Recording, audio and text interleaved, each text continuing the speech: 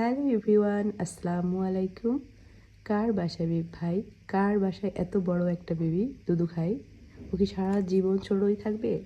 ও কি আর বড় হবে না দুষ্টুটা? এই তুই কেন? দেখুন, তাদের দুইজনকে আমি স্প্রে করিয়েছি। টুকুসকে করানোর কোনো চিন্তা ভাবনা ছিল না, কারণ ও অনেক ছোট সেটা ভেবে। ওর মাকে করাবো ডিসিশন নিয়ে ভ্যাকসিন করে এনে তারপরের দিন দেখি ও হেঁটে আসছে এবং অন্য একটা ছেলের সাথে মিটিং করছে, ছেলে বিড়ালের সঙ্গে। তো তখন আর কিছু করার নাই, আমি আর বেবি নিব না ওদের, এই জন্য স্প্রে করে নিয়ে আসলাম ওর মায়ের সঙ্গে।